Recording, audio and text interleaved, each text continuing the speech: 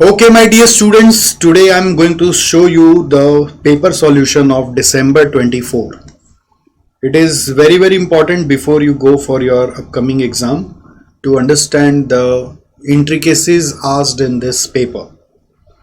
So देखो यहाँ पर सबसे पहले क्या है MCQ है. MCQ भी अच्छे MCQs हैं इस पेपर में, काफ़ी डेप्थ वाले MCQs हैं. मतलब जो अच्छे से घुस के थ्योरी नहीं पढ़ा उसका मुश्किल हो जाएगा. So पहला सवाल क्या है, which one of the following classification is meant for distinction between direct cost and indirect cost. तो डायरेक्ट और इनडायरेक्ट का डिफरेंस में किस तरह का क्लासिफिकेशन यूज होता है. तो answer to this is element based. Variability based में तो फिक्स कॉस्ट वेरिएबल कॉस्ट आता है, फंक्शन बेस्ड में एडमिन ओवरहेड प्रोडक्शन ओवरहेड वैसा आता है, कंट्रोलेबिलिटी में कंट्रोलेबल कॉस्ट और अनकंट्रोलेबल कॉस्ट आता है. Next, which one of the following cost is the value of best alternative course of action that was not chosen. So ideally इसका meaning है opportunity cost. तो ऐसे लगता है कि इम्प्यूटेड कॉस्ट भी इसका आंसर हो सकता था, बट आंसर में इकोनॉमिक कॉस्ट चूज कर रहा है. Which one of the following is an example of byproduct? See, very conceptual. Mustard seed and oil. Seed and oil cannot be byproduct. Diesel and petrol in oil industry. This is also main product. Edible oil and oil cakes. Oil cakes actually जो है ये byproduct है. Curd and butter. Curd and butter are all main products. So the correct answer is C. Remember, ये सब answer जो है ना, ये कॉपी में नहीं लिखना है, ये आपको OMR शीट मिलेगा, उसमें मार्क करना है. भी आज हाल में क्या हुआ कि एक बच्चे ने कॉपी में सारा आंसर लिख दिया, OMR शीट में मार्किंग करना भूल गया paper. Knob limited is committed to supply 45,000 bearings per annum to Cine Limited. It is estimated that it costs 20 paisa as inventory holding cost per bearing per month. If its CBQ is 3000 units, what will be the minimum inventory holding cost at optimum run size? So inventory holding cost निकालना है अगर, तो it will be average inventory into carrying cost per unit per annum. So it will be Q by 2 into C. Q by 2 means 3000 by 2, C means 20 paisa into 12. Okay. State which one of the following are the characteristics of job costing. Homogeneous products, no, this is not the characteristic. Homogeneous is in process costing. Customer driven production. Complete production possible within a single accounting period. Yes, these two are the characteristic of job costing. Customer जो बोलेगा वो होगा और production within single accounting period हो जाएगा. तो answer is 2 and 3, which is C. Sotone Limited producing product NB provides the following information: royalty, design, hire charges, direct expense, तीनों का total 76. Done. Which one of the CAS deals with principles and methods of determining the repairs and maintenance cost? Answer is CAS 12. If you remember the video which we have shared on YouTube on how to remember CAS, 11 में jail चला गया और jail में जाके repairs का काम करने लगा 12 साल की उम्र में. तो repairs is CAS 12. J&T Limited made a loss of rupees 2 lakh during the year ending 31st March as per cost records. If interest on investments and directors fees were 10,000 and 40,000 respectively, so these two are items which are not considered in cost, what will be the profit as per financial record? So let's start with as per cost records. So first item there, so we will take C on the left side. Interest on investment is income, so that is considered in financial, not in cost. You have to always adjust left side with right side. So we'll have to add this 10,000 on cost to make it equal to finance. To add 10,000, and director fees was 40,000, so it's an expense. It's an expense जिसके कारण ये reduce हो जाएगा. Financial में cost में कुछ नहीं हुआ है, तो कॉस्ट को मैच करने के लिए कॉस्ट भी हम रिड्यूस कर देंगे. ठीक है, तो नेट रिजल्ट आ जाएगा as per FA.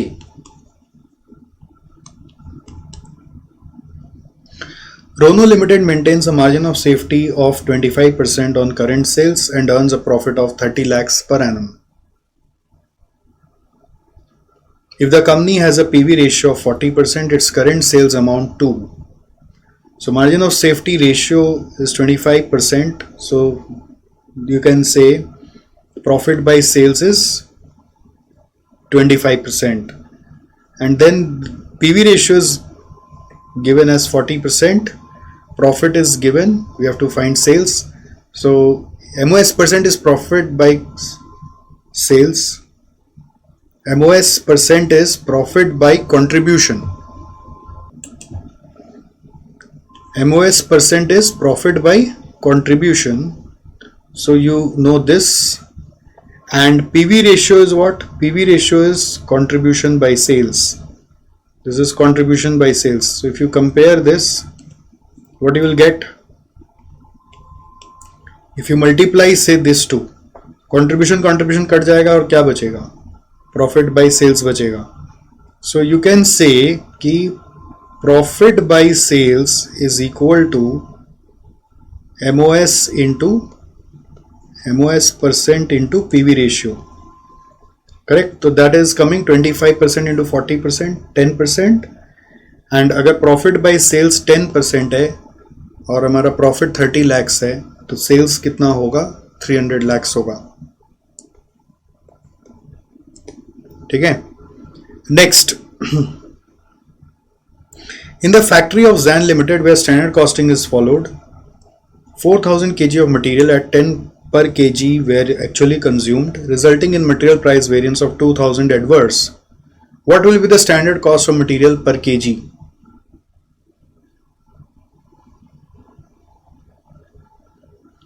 So what do we have here is,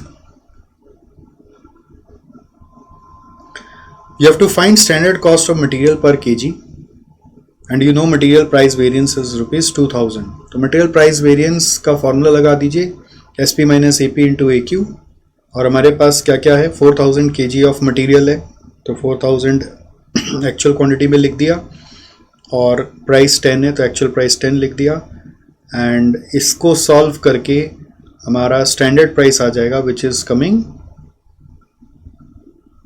9.5 and question is standard cost of material per kg, that is standard price. So 9.5 is coming. इसमें ना मिस्टेक हो जाता है, 2000 एडवर्स लेकर करना है तो -2000 लिखकर करना है, ध्यान रखना है. Next, Mr. Kunt, a worker has time rate of 45 per hour. He takes 40 hours to complete a job. If time allowed is 48, what will be the total earning of Kunt under Rowan scheme? So how will you do this? You know time taken, which is 45, time allowed is time taken is 40, time allowed is 48, so time saved is 8. Time saved I have calculated. Wage rate per hour is 45, and you can calculate total earnings by taking basic and bonus. Basic is 45 into 40 and bonus is time taken by time allowed into rate into time saved. So time taken is 40, time allowed is 48 into time saved is 8 into rate 45. So result is coming as 2100.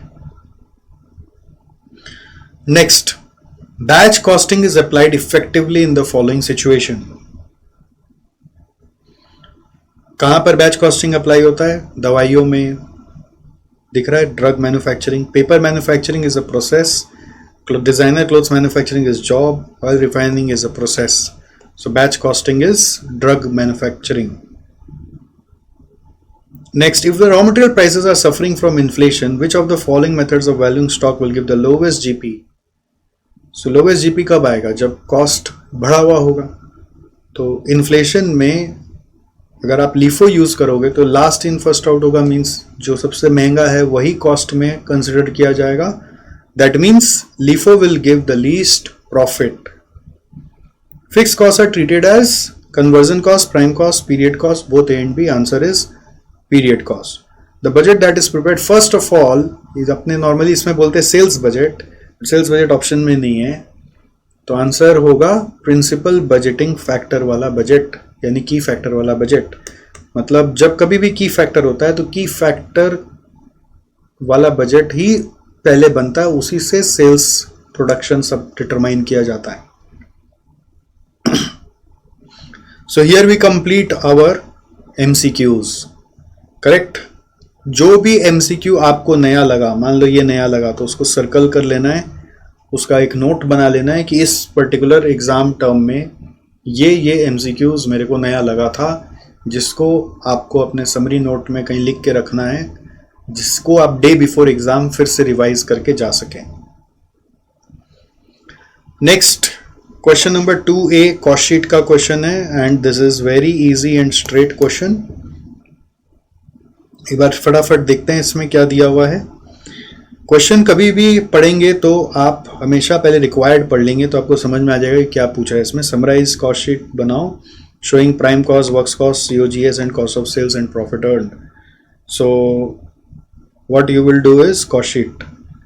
और क्या क्या दिया हुआ है. Direct labour cost 1,20,000, 120% of factory overhead, material purchase 165, sales 5 lakh, cost of sales 4 lakh. Count shows the following figures. Opening closing inventory of material दिया है, WIP दिया है, फिनिश गुड्स दिया है. अदर डिटेल्स में सेलिंग एक्सपेंस है 22,000, जनरल एंड एडमिन एक्सपेंस है 18,000. फिर general and admin expense are not related to production activity. ये एक इंपॉर्टेंट चीज है, यहाँ पे ध्यान देने का. ठीक है. फिर आपको काम करना है, अपना कॉस्ट शीट का आइटम्स बताना है. तो कॉस्ट शीट बनाने गए, सबसे पहले रॉ मटेरियल कंज्यूम निकाला. Opening material 20,000 plus purchase 165 minus closing 35,000, तो कंज्यूम्ड आ गया. फिर डायरेक्ट लेबर 120 दिया हुआ है, फिर प्राइम कॉस्ट आ गया. डायरेक्ट लेबर 120/120% करेंगे तो फैक्ट्री ओवरहेड्स आ जाएगा, तो फैक्ट्री ओवरहेड्स लिया. फैक्ट्री ओवरहेड्स के बाद हम लोग को add opening WIP less closing WIP करना है, जो कि आपको यहाँ पे 20,000 और 30,000 दिख जाएगा. तो नेट फैक्ट्री कॉस्ट आ गया. अब जो फैक्ट्री कॉस्ट आया उसके बाद नॉर्मली हम लोग एडमिन ओवरहेड ऐड करते हैं, तो कॉस्ट ऑफ प्रोडक्शन आता है.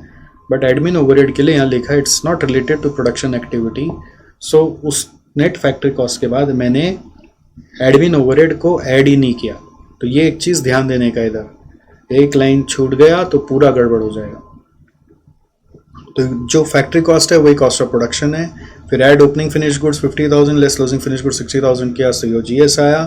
फिर जनरल एडमिन एक्सपेंस डाला विच इज़ 18,000, तो उसके बाद सेलिंग एंड डिस्ट्रीब्यूशन एक्सपेंस डाला विच इज़ 22,000. तो कॉस्ट ऑफ सेल्स आ गया. अगर आप देखोगे तो 350 प्लस 18 प्लस 22 कर रहे हैं ना, तो ये आ रहा है 390. बट कॉस्ट ऑफ सेल्स तो यहाँ 4 लाख दिया हुआ है, तो मैच नहीं हो रहा है. तो इसमें इंस्टीट्यूट ने बोला ठीक है, कुछ बच्चे 390 लेकर प्रॉफिट 110 निकाल के सेल्स 5 लाख कर देंगे तो मार्क्स दे देंगे, या फिर कुछ बच्चे यहाँ 4 लाख लिखकर 10,000 बैलेंसिंग फिगर मान लिया डिस्ट्रीब्यूशन एक्सपेंस, तो उनको भी मार्क्स दे देंगे.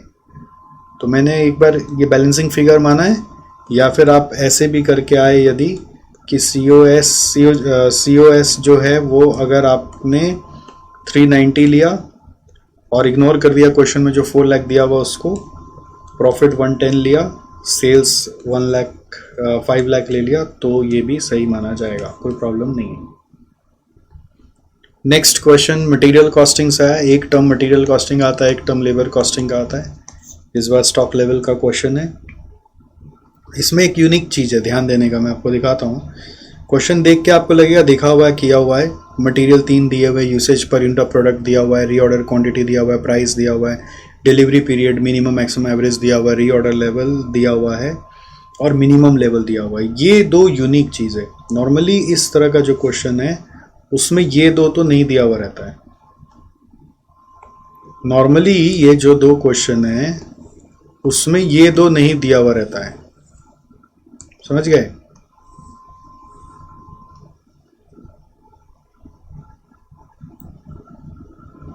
तो ये दिया हुआ मतलब ये जो दिया हुआ वही लेना है, इसका वर्किंग नहीं करना है. फिर weekly production varies from 175 to 225, इससे मैंने एवरेज निकाल लिया. तो एवरेज भी दिया हुआ है. अगर एवरेज 200 मैंने जो निकाला उसके जगह 210 आ रहा होता तो वो काम नहीं आता, जो दिया हुआ वही काम आता. प्रोडक्शन का डिटेल्स क्यों दिया है? बिकॉज आपको यहाँ पर रेट ऑफ यूसेज नहीं दिया है. यूसेज एक ही बार दे दिया 1046, तो ये इनटू प्रोडक्शन करने से रेट ऑफ यूसेज आएगा. That is the first working note which I have done on the side. As you can see rate of usage. तो रेट ऑफ यूसेज हम लोग निकाले मीन मैक्स एवरेज, राइट. और वो कैसे आएगा? 10 इंटू मिनिमम 175, 4 इंटू 175, 6 इंटू 175, तीनों का मीन आ गया। फिर तीनों का मैक्स कैसे आएगा, 10 इंटू 225, 4 इंटू 225, 6 इंटू 225, उससे मैक्स आ गया। दोनों का एवरेज करोगे तो आंसर आ गया। इसके बाद आपको पूछा क्या है, मिनिमम लेवल ऑफ पी पूछा है। तो आपको सबसे पहले क्या चाहिए, सबका आरओएल चाहिए। कोई भी लेवल्स निकालने के लिए आरओएल चाहिए। आरओएल 2 का मालूम है तो 1 का ही निकालना था, ठीक है।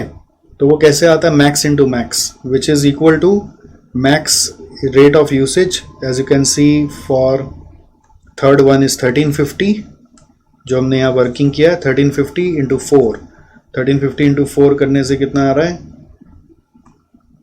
1350 इंटू 4 करने से कितना आ रहा है, 5400। 1350 इंटू 4 करने से आ रहा है 5400।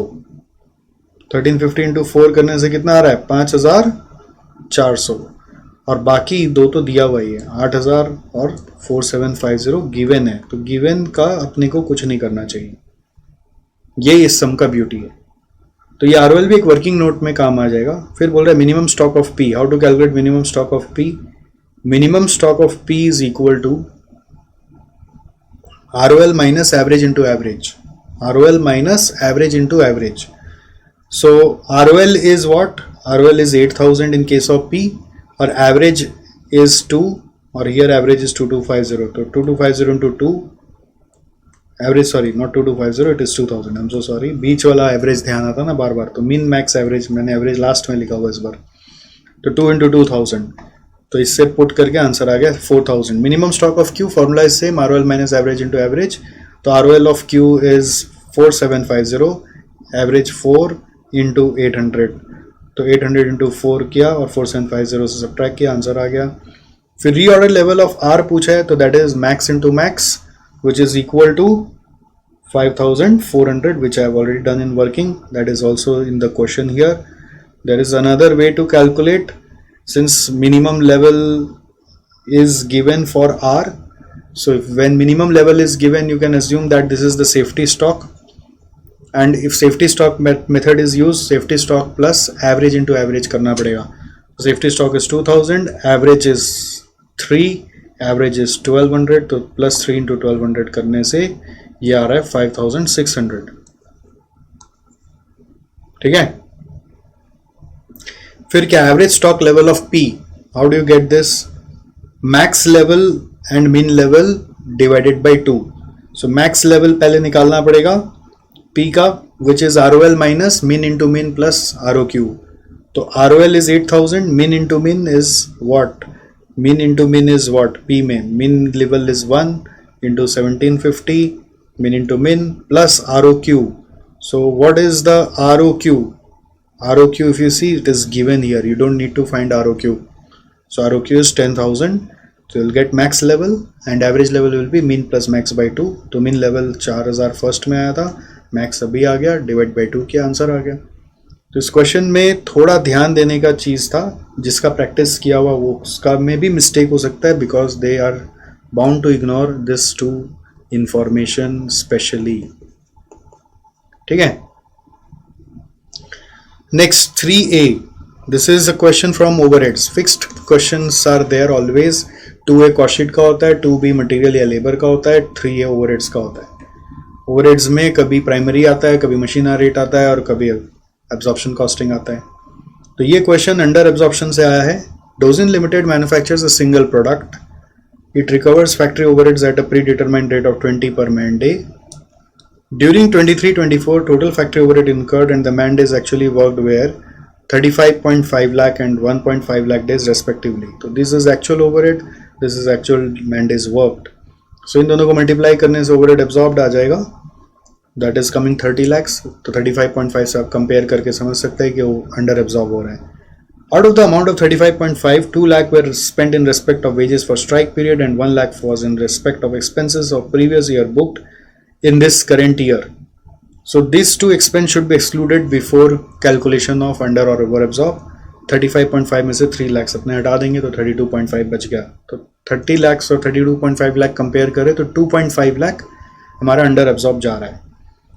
फिर बोल रहा है during the period 50,000 units were sold, sold is 50,000. At the end of the period 12,000 were completed units were held in stock. So closing stock is 12,000, but there was no opening stock of finished goods. Similarly, there was no stock of uncompleted units at the beginning of the period, but at the end of the period there were 20,000 uncompleted units which may be treated as 65% complete. So 20,000 into 65% करने से ये हमारा equivalent production आ गया. So 50,000 plus 12,000 plus 13,000 is equal to 75,000. Got it? तीनों मिला के हो गए 75,000. Got it? Is it clear?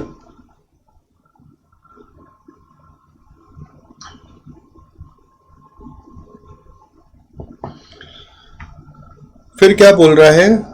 On investigation, it was found that 40% of unabsorbed overheads were due to inefficiency and the rest were attributable to increase in cost of material and labor. Calculate the amount of unabsorbed overheads. तो amount of unabsorbed overheads देखो normally ऐसा लगता है कि 30 lakhs absorbed है, 35.5 में से ये 2 और 1 हट जाएगा तो 32.5 हो गया, तो 2.5 लाख अंडर एब्जॉर्ब्ड है. उसमें से 40% इनएफिशिएंसी है तो वो एबनॉर्मल माना जाएगा, उसको कॉस्टिंग पीएल में डाल देंगे. तो बहुत बार हम लोग आंसर में नेट अंडर एब्जॉर्ब लिखाते हैं यहाँ पे 1.5 लाख, बट ध्यान रखना है कि आप 1.5 लाख लिखकर आएंगे तो नंबर कट जाएगा, आपको 2.5 लाख लिखना है. अगर कोई जेनरस हुआ तो नंबर रह ही देगा, कोई बड़ी बात नहीं. फिर आपको इसका काउंटिंग ट्रीटमेंट बताना है, तो ट्रीटमेंट याद होगा, मार दिया जाए, छोड़ दिया जाए या चुन चुन के मारा जाए. बट कुछ भी करने के पहले कोई भी इनएफिशिएंसी है तो पहले उसको एबनॉर्मल पीएल में डाला जाए. तो पहले 40% जो 1 लाख रुपीज़ है वो कॉस्टिंग पीएल में जाएगा. फिर जो रिमेनिंग है उसके लिए आप 3 ट्रीटमेंट लिखेंगे कि रिमेनिंग 1.5 लाख के लिए 3 ऑप्शंस है कि कॉस्टिंग पीएल में ट्रांसफ़र कर सकते हैं पूरा, या कैरी फॉरवर्ड कर सकते हैं, या फिर उसको इक्विवेलेंट यूनिट्स से डिवाइड करके 3 जगह डिस्ट्रीब्यूट कर देंगे. जैसे कि जो पार्ट यूनिट सोल्ड में जाएगा 50,000 इंटू जो सप्लीमेंट्री रेट आ रहा है वो यहाँ पे 2 रुपीज़ आ रहा है, 1.5 लाख डिवाइडेड बाई 75,000 करके, तो 2 इंटू 50,000 करके कॉस्ट ऑफ सेल्स में चला जाएगा. जो क्लोजिंग फिनिश गुड्स का है 24,000 आ जाएगा, जो क्लोजिंग WIP का है वो 2 इंटू 13,000 करने से 26,000 आ जाएगा. समझ गए? सो 1 लाख 24,000 एंड 26,000 हमारा आंसर आ गया. तो आपको ये एग्जाम में ट्रीटमेंट में पूरा लिखना पड़ेगा कि पहले 40% ऑफ 1.5 लाख इनएफिशिएंसी के कारण है तो वो एबनॉर्मल है, तो उसको मैं कॉस्टिंग पीएल में डालूंगा. फिर बाकी 1.5 लाख का ईदर ऑफ दिस ट्रीटमेंट किया जा सकता है, और पहले कैरी फॉरवर्ड कर सकते हैं, फिर कॉस्टिंग पीएल कर सकते हैं, फिर सप्लीमेंट्री रेट निकाल कर 3 जगह डिस्ट्रीब्यूट कर देंगे. ये आंसर लिख के आओगे, फुल मार्क्स मिलेगा. फिर ये क्वेश्चन देखो रिकॉन्सिलिएशन से आया है. इसमें एक क्वेश्चन रिकॉन्सिलिएशन से आता है, कभी एक क्वेश्चन इंटीग्रेटेड नॉन इंटीग्रेटेड से आता है.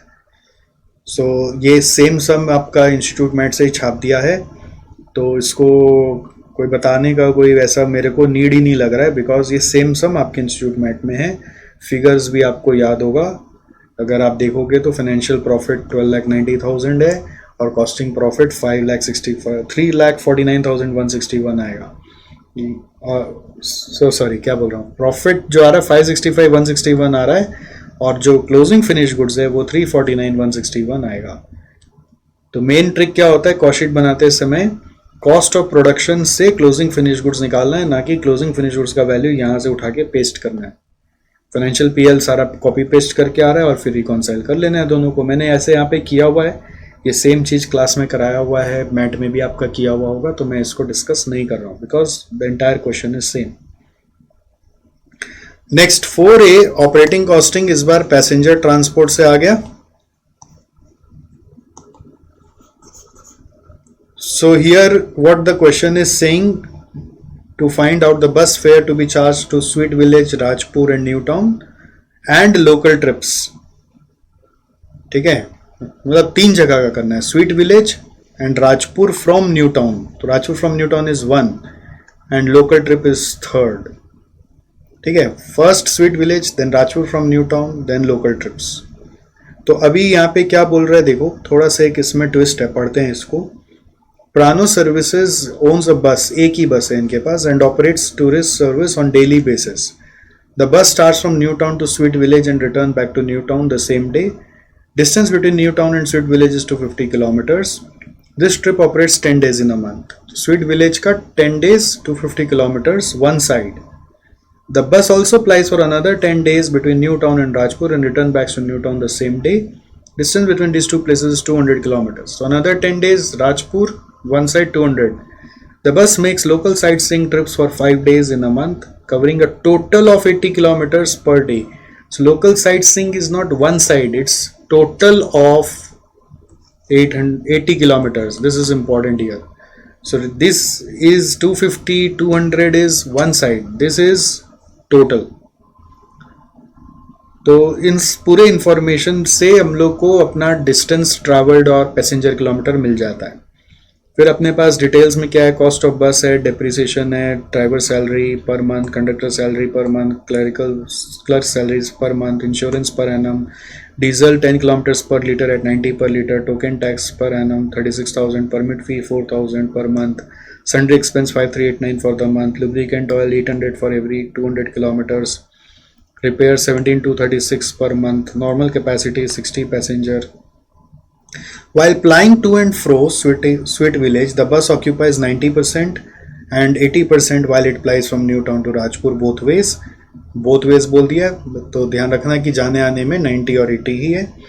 In the New Town, the bus runs full capacity. In the New Town लिखा है, but actually ये लोकल वाला का बात कर रहे हैं. तो न्यू टाउन का ही बस है, लोकल साइट सीइंग मतलब विद इन न्यू टाउन हुआ ना, तो with in new town local sight seeing कर रहे हैं, इसलिए ये यहाँ पे न्यू टाउन में लोकल को इंडिकेट कर रहा है, उसमें फुल कैपेसिटी है. मार्जिन चाहिए 25% on takings, ignore interest and taxation, you are required to calculate the bus fare. ठीक है, तो अब नोट नंबर 1 क्या होगा, डिस्टेंस इन किलोमीटर्स मैंने पहले निकाला.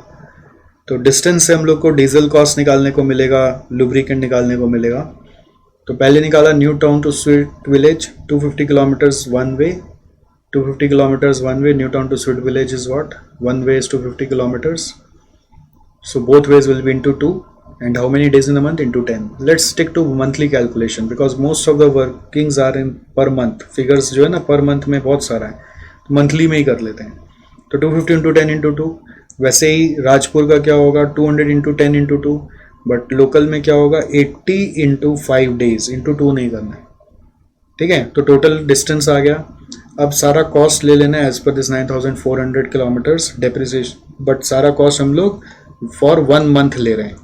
क्यों? क्योंकि डिस्टेंस भी 1 मंथ का लिया, तो सारे कॉस्ट को जोड़ दिया. प्रॉफिट बोला है 25% on takings, so that means it will be 1/3 on total cost, है ना. Takings is sales, 25% on sales is 1/3 on cost, तो उससे सेल्स का फिगर आ गया. करेक्ट. अब फिर बोल रहा है फेयर निकालो, तो पैसेंजर किलोमीटर निकाल कर उसमें पोर्शन करना पड़ेगा. राइट. तो पैसेंजर किलोमीटर निकालने के लिए जो किलोमीटर आए थे हमारे 5000, 4000 और 400, हमने उसको लिया इनटू किया ऑक्यूपेंसी परसेंटेज से, वो है 90%, 80% और 100%. ये देखिए इनटू किया टोटल सीटिंग कैपेसिटी से विच इज 60, 60 और 60. तो बेसिकली पैसेंजर किलोमीटर के लिए क्या करना है, कितने पैसेंजर ऑक्यूपाइड हैं, तो 90% इंटू 60, 80% इंटू 60, 100% इंटू 60, ऐसा करने से आपका पैसेंजर किलोमीटर्स का टोटल आ गया. और पैसेंजर किलोमीटर्स का जब टोटल आ गया तो सेल्स बाय पैसेंजर किलोमीटर किया तो फेयर पर पैसेंजर पर किलोमीटर आ गया. अब फेयर पर पैसेंजर पर किलोमीटर आ गया तो आप फिर उसके हिसाब से स्वीट विलेज का निकाल सकते हो. फॉर 1 ट्रिप 250 किलोमीटर्स है, इधर आपको एक एक जगह का बताना है, खाली फेयर निकाल के छोड़ दोगे नंबर कटेगा. तो आपको स्वीट विलेज का निकालना है तो इंटू 250, राजपुर का निकालना है तो इंटू 200, लोकल का निकालना है तो इंटू 80. तो ये पर पैसेंजर अपना रेट्स आ गया. समझ में आया आपको? तो ये सम इजी था, बस खाली इसमें ये लोकल वाला का चक्कर ध्यान दे के करने का था, और इधर अगर मिस्टेक हो जाएगा तो सब रॉन्ग हो जाएगा, बाकी तो सिमिलर है। नेक्स्ट कॉन्ट्रैक्ट कॉस्टिंग का, तो ये क्वेश्चन छाप दिया लग रहा है, same question from previous term June 24 से ही छाप के दिसंबर 24 में डाल दिया, और ये अपने क्लास का भी फर्स्ट क्वेश्चन है, तो इसमें मेरे बताने का कुछ है नहीं, आपको एकदम इजीली समझ में आ जाएगा। कॉन्ट्रैक्ट स्टार्ट हो रहा है जुलाई 1 में, कॉन्ट्रैक्ट अकाउंट बना रहे 31 मार्च को, तो 9 मंथ्स का पीरियड लेके काम हो रहा है, ध्यान रखना है। सारा खर्चा को डेबिट में डाला, और डेप्रिसिएशन जो है 146 डेज का लेना है, सुपरवाइजर्स कॉस्ट 9 मंथ्स का लेना है। वर्क अनसर्टिफाइड का यहाँ पे कॉस्ट दिया हुआ नहीं है, तो पहले वर्क अनसर्टिफाइड का प्रोपोर्शन निकालना पड़ेगा। वर्क कंप्लीटेड 2/3 है, वर्क सर्टिफाइड हाफ है, तो माइनस करके 1/6 आ रहा है, और total cost up to date जो आया 1049 वो 2/3 के लिए आया, तो 1/6 का क्या होगा वो निकाल लिया, और फिर profit to be transfer to PL निकाल लिया, जैसे आप निकालते हो। तो ये सेम सम आ गया, तो मैं इसको नहीं कर रहा हूँ, जून 24 में भी आया था, उसका भी वीडियो मैंने दिया है, और ये इजी क्वेश्चन है और first question of your math और क्लास है ना। जस्ट फिगर्स थोड़ा आगे पीछे हो तो हो, नहीं तो बहुत इजी क्वेश्चन है। नेक्स्ट प्रोसेस कॉस्टिंग का भी ये इजी क्वेश्चन है, मैं डिस्कस नहीं कर रहा हूँ, सॉल्यूशन तो ऑलरेडी आपको यहाँ पे जैसे बाकी सबका दे रहा हूँ, तो यहाँ पे इसका भी दे दिया हूँ। तो प्रोसेस ए से बी में जा रहे हैं, इसमें बस एक यूनिक चीज़ क्या है कि ए से जब बी में जा रहे हैं तो हम प्रोसेस ए का आउटपुट को सेल कर दे रहे हैं, बी का आउटपुट को भी सेल कर दे रहे हैं, तो एक कंबाइंड पीएल अकाउंट आपको बनाने बोला जा रहा है। आपको ऐसा सम कराया हुआ है, याद होगा, तो सारा काम करना है आपको, मटेरियल, वेजेस, डायरेक्ट एक्सपेंस और ओवरहेड्स डेबिट किया। ओवरहेड्स के लिए क्वेश्चन में बोला था कि आपको ओवरहेड्स चार्ज करना है as a percent of direct wages, तो मैंने overhead as a percent of direct wages निकाल लिया था। यहाँ पर 17,400 divided by total direct wages 36,000 है, तो उसके हिसाब से ओवरहेड्स चार्ज कर दिया। सेलिंग एक्सपेंस के लिए कुछ बोला नहीं है, ये पीएल का आइटम होगा, क्योंकि प्रोसेस में प्रोडक्शन होता है तो उसमें हम लोग सेलिंग एक्सपेंस चार्ज नहीं करते हैं। तो सारा खर्चा डेबिट किया, नॉर्मल लॉस क्रिएट किया, और फिर रेट निकाल लिया नीचे, जैसे फर्स्ट प्रोसेस में आया 12.5, और फिर हमने चेक कर लिया कि आउटपुट कितना बनाया है हमने। अगर आप क्वेश्चन देखोगे तो आपको दिख जाएगा आउटपुट 7500 बनाया है, जिसमें से क्वेश्चन बोल रहा है 2/3 हमने प्रोसेस ए को दे दिया है, और 2/3 हमने नेक्स्ट प्रोसेस को दे दिया, और बैलेंस बेस दिया है। तो 7500 का 2/3 नेक्स्ट प्रोसेस में चला गया, बाकी 1/3 पीएल में सेल कर दिया। तो 7500 का 2/3 डाल दिया, पीएल में सेल कर दिया, रिमेनिंग बच गया तो अब नॉर्मल लॉस में डाल दिया, रेट 12.5 के हिसाब से तीनों का वैल्यूएशन कर दिया। ठीक है, फिर प्रोसेस बी में आ गया, जो ए से बी में भेजे वो बी का इनपुट बन गया, फिर बी का सारा खर्चा डाला, ऑलराइट, फिर नॉर्मल लॉस डाला, फिर उसका रेट निकाला जो 21.8 आया, फिर बी का जो आउटपुट था वो 4800 था, तो उसको लिखा, तो देखा अब नॉर्मल गेन आ रहा है बैलेंसिंग फिगर से, तो अब नॉर्मल गेन लिख लिया, और 21.8 से अब नॉर्मल गेन और पीएल में अमाउंट बैठा दिया। पीएल में क्यों बैठा दिया, क्योंकि क्वेश्चन में बोला था कि यहाँ पे इसका सारा output, entire output of process भी हमने सेल किया है, तो उसको नेक्स्ट प्रोसेस में ट्रांसफर नहीं करना है, आपको पीएल में डाल देना है, तो बाई पीएल हमने डाल दिया।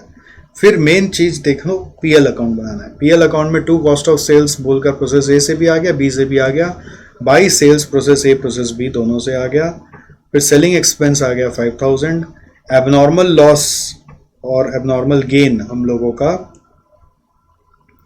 एबनॉर्मल लॉस और एबनॉर्मल गेन हम लोगों का इस अकाउंट को फॉलो करके बनेगा। एबनॉर्मल लॉस जो यहाँ पे 700 यूनिट्स का, 700 नहीं है 100 है, तो 100 यूनिट्स का 1250 है, वो हमने डाला, उसको बाई कैश करके स्क्रैप वैल्यू में रियलाइज करके नेट बैलेंस को कॉस्टिंग पीएल में डाल दिया। वैसे एबनॉर्मल गेन का बाई एबनॉर्मल प्रोसेस बी लिखकर अपने पहले अमाउंट लेकर आए 300 यूनिट्स का, फिर जो डिफरेंस है वो नॉर्मल लॉस में एडजस्ट हो जाता है। आपको याद होगा एबनॉर्मल गेन का जो डिफरेंस है नॉर्मल लॉस में एडजस्ट हो जाता है, और बैलेंसिंग फिगर जो बचता है वो पीएल में इनकम मान लिया जाता है। तो एबनॉर्मल गेन का जो 3540 है वो यहाँ डाल दिया, एबनॉर्मल लॉस का जो 1050 है वो यहाँ डाल दिया, सेलिंग एक्सपेंस कहीं नहीं गया था तो यहाँ डाल दिया, तो नेट प्रॉफिट निकाल दिया बैलेंसिंग फिगर से। Got it? I hope this is clear to you. तो ये पीएल बनाना ही मेन था, और इस तरह का सम्स हम लोग ऑलरेडी किए हुए हैं, आपको याद होगा। नेक्स्ट है 5B standard costing, material variance का question, nothing new, very easy question, proportion वाला क्वेश्चन है। स्टैंडर्ड का प्रोपोर्शन दिया हुआ 60-40, नॉर्मल प्रोसेसिंग लॉस है 10, एक्चुअल में आउटपुट आपको दिया हुआ 90। तो इस 90 के लिए अगर हम लोगों को पता लगाना है कि कितना स्टैंडर्ड इनपुट रहेगा, तो आपको ट्रिक क्या सिखाया हुआ है, टोटल स्टैंडर्ड इनपुट 100 मान लीजिए, तो ये 60 और 40% के हिसाब से 60-40 आ जाएगा। 10% अगर लॉस घटाएंगे तो आउटपुट होगा 90।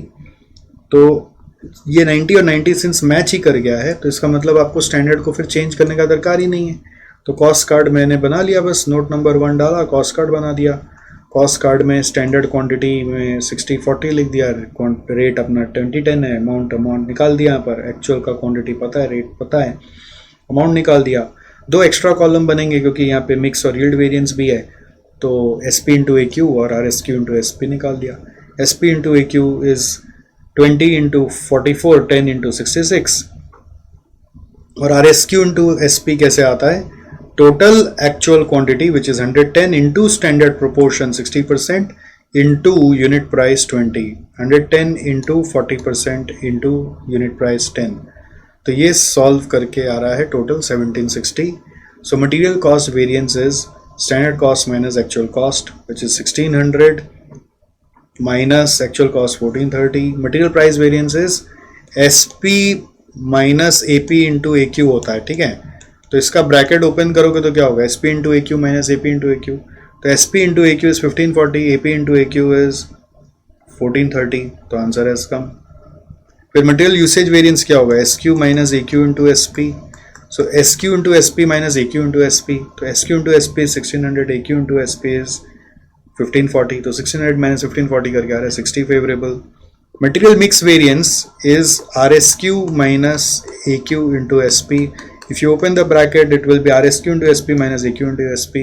RSQ into SP is 1760 minus AQ into SP is 1540. So 1760 minus 1540 is the answer. Material yield variance. Material yield variance is SQ minus RSQ into SP. SQ minus RSQ into SP. So SQ into SP minus RSQ into SP. SQ into SP is 1600. RSQ into SP 1760, तो ये भी आ गया। Cross check कर लो, mix yield मिला के usage आ रहा है कि नहीं, और प्राइस यूसेज मिला के कॉस्ट आ रहा है कि नहीं। इफ यू सी सब आ रहा है। आप ध्यान रखना, अगर आपने फेवरेबल और एडवर्स नहीं लिखा है तो नंबर एक्सपेक्ट मत करना, 0 मिलेगा आपको। नेक्स्ट 6 नंबर मार्जिनल कॉस्टिंग का क्वेश्चन है, और काफ़ी आसान सा क्वेश्चन है, दिखने में ही खाली बल्कि है। तो क्या क्या पूछा है देखो, आपको बोल रहा है amount of sales required to earn profit of 25% on sale, there is an offer, expenditure इतना रुपया होगा तो will that expenditure be justified, selling price reduce कर दिया तो will the reduction of selling price be justified. तो देखने में लग रहा है बल्कि, बट करने जाओगे तो ईजी है। तो क्वेश्चन को पहले पढ़ के वर्किंग नोट में कन्वर्ट करो, कॉन्ट्रीब्यूशन पर यूनिट निकालो। सेलिंग प्राइस जैसे as you can see 15 rupees दिया हुआ है, कैपेसिटी यहाँ पे 1,50,000 है, यूज़ हो रहा है 1 lakh. Direct material 1 lakh units के अगेंस्ट में 3 लाख है, तो पर यूनिट डायरेक्ट मटेरियल का आ गया 3, डायरेक्ट लेबर 2 आ गया, वेरिएबल प्रोडक्शन ओवरहेड आ गया 0.6, फिर वेरिएबल सेलिंग ओवरहेड आ गया 0.9। तो ये सब सब्ट्रैक्ट करके आएगा कंट्रीब्यूशन पर यूनिट, और इन सब से फिर टोटल फिक्स कॉस्ट आ जाएगा। Total fix cost is 1,50,000 and 3 lakh add करके एंड 1,50,000 वापस यहाँ पे वो भी ऐड करके 6 लाख। तो देखो ये भी फिक्स्ड है, यहाँ पे भी फिक्स्ड है, यहाँ पे भी फिक्स्ड है, 3 आइटम है। तो टोटल फिक्स कॉस्ट आ गया। आपको एक ऑब्वियसली लिखना पड़ेगा प्रॉपर, ऐसे डायरेक्ट खाली 6 लाख लिख देंगे तो नंबर नहीं मिलेगा। ओके, अब क्वेश्चन क्या बोला है, कितना सेल्स रिक्वायर्ड है to earn a profit of 25% on sales. तो इसको करने का तरीका आपको सिखाया हुआ है कि इसको x लेके किया जाता है, और सिंस यहाँ पे परसेंट ऑन सेल्स के हिसाब से पूछ रहा है तो पीवी रेशियो निकाल के करने से इजी रहता है। तो पहले हमने पीवी रेशियो निकाल लिया। PV ratio is equal to contribution per unit by selling price per unit, 8.5/15 करने से आ रहा है कुछ भी। बट यहाँ पे एक और चीज बोला, if the packaging is improved eight a cost of ₹1 per unit, that means variable cost further ₹1 से बढ़ जा रहा है। आप हड़बड़ करके खाली यहाँ तक पढ़ के सम करने लगोगे कि फिर नंबर कट जाएगा। टाइम वेस्ट हो जाएगा, पूरा पढ़ के सम करोगे तो पैकेजिंग फिर 1 रुपया से इंक्रीज हो रहा है तो कंट्रीब्यूशन पर यूनिट 7.5 हो जाएगा 8.5 के जगह, और सेलिंग प्राइस है 15 तो पीवी रेशियो आ गया 50%। और इसको यूज करके अब हम एक इक्वेशन बनाएंगे, sales is equal to fix cost plus profit by PV ratio. क्यों पीवी रेशियो ले रहे हैं, क्यों पर कंट्रीब्यूशन पर यूनिट नहीं ले रहे, बिकॉज यहाँ पे परसेंट वाला चीज दिया हुआ है इसलिए। तो वो सेल्स को x मान लेंगे, फिक्स कॉस्ट अपना 6 लाख प्लस प्रॉफिट कितना चाहिए 25% off sales means 0.25x divided by PV ratio दिया हुआ है तो डिवाइडेड बाय आप 0.5 करेंगे, सॉल्व करेंगे, x का वैल्यू आएगा तो sales is coming as 24 lakh. Sales कितना आ रहा है 24 लाख आ रहा है, ठीक है।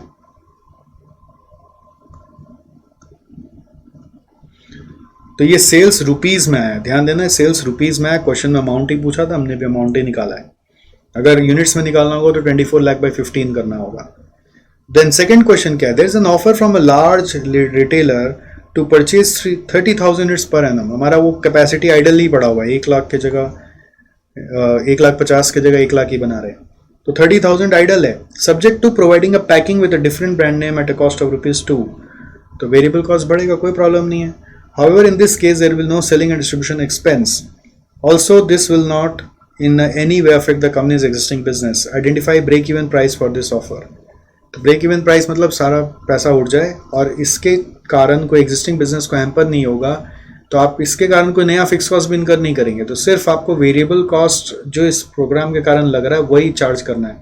तो क्या क्या चार्ज करोगे, 3 रुपीज़, 2 रुपीज़, 0.6, सेलिंग ओवरहेड नहीं लगेगा तो 3, 2.6, 5.6 plus 2 rupees extra 7.6, so 7.6 is the answer. No additional fixed cost will be charged because there is idle capacity of 50,000 units. ठीक है, तो no additional fixed cost will come into picture. फिर third part क्या बोल रहा है, if expenditure of 3 lakh is made on advertising, the sales would increase from the present level of 1 lakh to 1,20,000 units at a price of 18 per unit. Will that expenditure be justified? तो इसको करने का एक तरीका क्या है कि आप अभी ये जो स्टेटमेंट देख रहे हैं इसको फिर से बना सकते हैं at 1,20,000 units by taking selling price at 18 and all the cost at this rate 3, 2.6, 0.9 and fix cost, then you can deduct in total along with fix cost you will deduct another 3 lakhs। तो 9 लाख का fix cost minus कर देंगे तो नया profit आ जाएगा। इस profit को 2.5 लाख को कंपेयर करके देखेंगे नया प्रॉफिट से कितना आंसर आ रहा है। समझ में आया मैं क्या बोला? तो आपको क्या करना है, 1,20,000 यूनिट्स पे अपना पूरा स्टेटमेंट को फिर से बना के देखना है। 1,20,000 यूनिट्स पे you will redraw this statement. 1,20,000 units पे अगर स्टेटमेंट बनाओगे 18 रुपीज़ के हिसाब से, तो 18 इंटू 1,20,000 कितना आएगा, यहाँ पे आ जाएगा 21,60,000। फिर 1,20,000 इंटू 3 करेंगे तो 2,40,000। 1,20,000 इंटू 2 करेंगे तो सॉरी ये तो 3,60,000 है, फिर ये 240 आएगा। फिर प्रोडक्शन ओवरहेड का 0.6 इंटू 1,20,000 है तो 72,000 आएगा। फिर एडमिन ओवरहेड का नहीं लेंगे, 0.9 इंटू 1,20,000 तो 1,08,000 आएगा।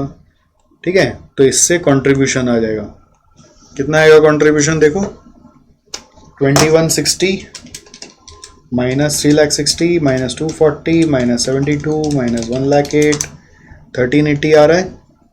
अब इसमें से फिक्स कॉस्ट माइनस करेंगे, पुराना 6 लाख प्लस एडवर्टीजमेंट का 3 लाख तो 9 लाख आ जाएगा, माइनस होके कितना होगा 4,80,000। तो कितना से प्रॉफिट बढ़ गया 2,30,000। प्रॉफिट इंक्रीज कितना से हो गया 230, तो प्रपोजल एक्सेप्ट हो जाना चाहिए।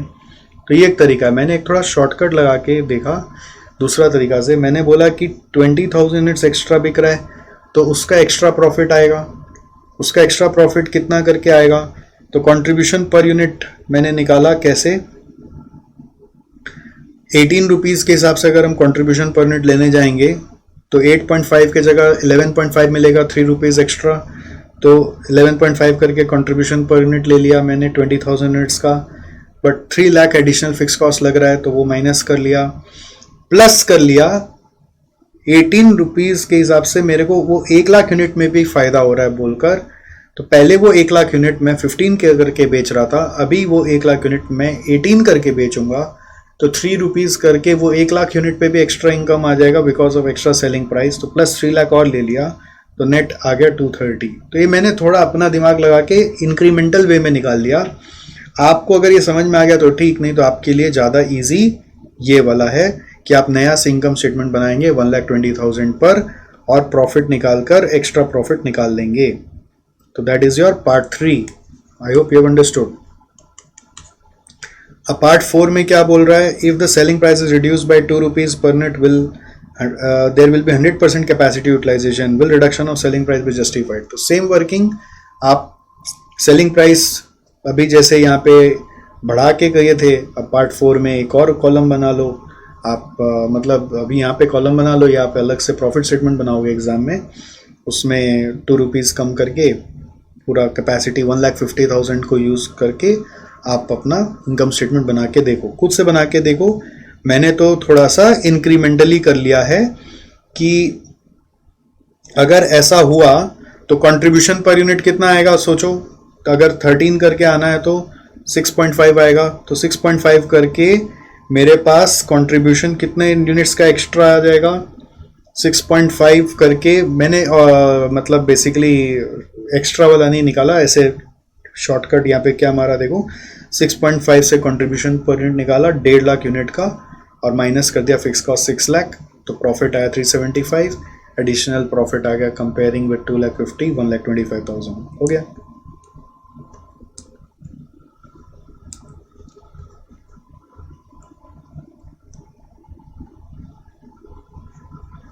सो इसको आपको प्रेजेंट करना पड़ेगा एग्जाम में अच्छे से। कैसे प्रेजेंट करेंगे, प्रॉपर स्टेटमेंट बना के प्रेजेंट करेंगे। अभी मैं समझा दिया हूं, है ना, कंट्रीब्यूशन माइनस फिक्स कॉस्ट से प्रॉफिट आ गया और एडिशनल प्रॉफिट निकाल लिया, तो देयरफॉर आप लिख देंगे it is justified to reduce the selling price as there is an additional profit of 1,25,000।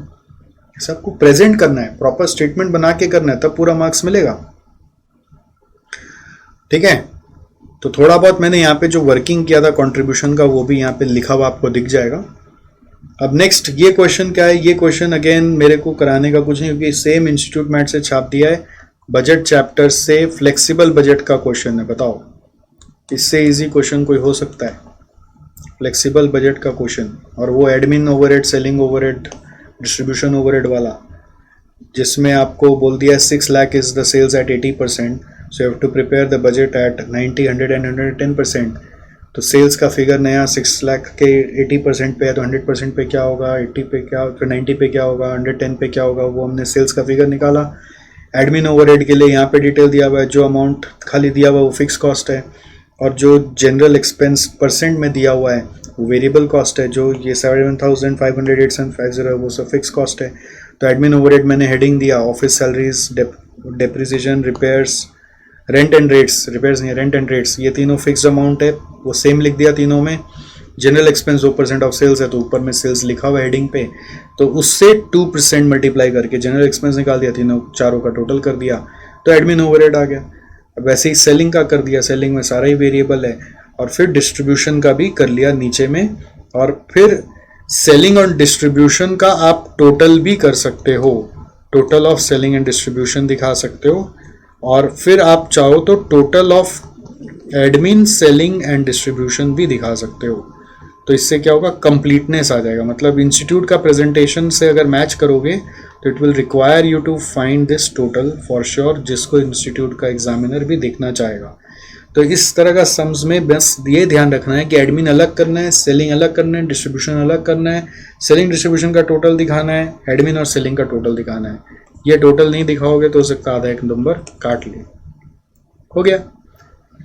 Next आपको क्या बोल रहा है, summarise objective and scope of CAS 5। तो ऑब्जेक्टिव एंड स्कोप हर कैश का आपको याद करना होगा, जो कि बहुत इजी और सब में सेम ही है। फिर आपको बोल रहा है 8 नंबर में theory question, summarise objective of cost accounting, just in time का एडवांटेजेस और डिस्क्लोजर्स ऑफ कैश 3। तो कैश से आप देखो 7, 5, 12 और ऊपर में 2 ऑब्जेक्टिव, 15 मार्क्स तक का आ जाता है। तो कैश को इग्नोर मत करिए, नाम तो सारा याद रखना ही है, और ये वाला क्वेश्चन को करने के लिए इसमें जितना भी टाइप का क्वेश्चन आज तक आया है पास्ट पेपर्स को लेकर, सारा कैश का क्वेश्चन याद कर लीजिए। Objective, scope of her cost accounting standard, advantages of cost accounting standard, functions of cost accounting standard board, ये याद कर लीजिए, जिससे कम से कम हम ये करने लायक रहें। 8 नंबर को हम फिर भी ऑप्शन में निकाल सकते हैं अगर हम बाकी सब क्वेश्चन आराम से कर पा रहे हैं तो ऐसे अगर आप देखें तो पेपर क्वेश्चन नंबर 2 वाइज तो बहुत इजी था, बट मटेरियल कॉस्टिंग में एरर होने का चांस था। 3 पूरा इजी था, कोई इसमें कोई भी तरह का डाउट नहीं था। 4 भी इजी था, बट उसमें एक 80 किलोमीटर्स वाला लोकल वाला में मिस्टेक आदमी कर सकता है। कॉन्ट्रैक्ट कॉस्टिंग एकदम रिपीट था। और 5 अगर आप देखें तो क्या था, 5A में प्रोसेस कॉस्टिंग एकदम इजी था, पीएल बनाना है वो सब किया हुआ है, स्टैंडर्ड कॉस्टिंग इजी था। 6 भी अगर आप देखें मार्जिनल कॉस्टिंग, अगर आप थोड़ा प्रैक्टिस किए हुए हैं तो आपको ये एप्लीकेशन आ जाएगा और इजी लगेगा, राइट। और 7 बजट का तो बहुत इजी था, बट कैश सबको याद होना चाहिए। तो ये सब पेपर सॉल्विंग करके एक स्ट्रेटजी बनाना पड़ता है कि हम कौन कौन सा क्वेश्चन अटेम्प्ट करने वाले हैं और उसके चक्कर में कौन कौन सा चैप्टर को अच्छे से करके जाएंगे। एमसीक्यू तो सभी का पढ़ना पड़ेगा, बट प्रैक्टिकल क्वेश्चन में हम क्या क्या करके जा सकते हैं, ये स्ट्रेटजी आप बना के अपने एग्जाम में जा सकते हैं, ठीक है। तो ऐसे सारे पेपर का सॉल्यूशन देखना ज़रूरी है। सारे मैंने वीडियो यूट्यूब पे भी डाल दिए हैं। जो सब्जेक्ट का मैं नहीं पढ़ा रहा हूँ उसका भी आप अपने से ज़रूर देखो ना, और ये आपको एक एज प्रोवाइड करता है अपने आने वाले एग्ज़ाम में। Thank you so much, I will see you soon. तब तक बने रहिए। ये वीडियो का जिसको और ज़रूरत है उसके साथ यूट्यूब से भी शेयर कर दीजिए। Thank you, bye bye.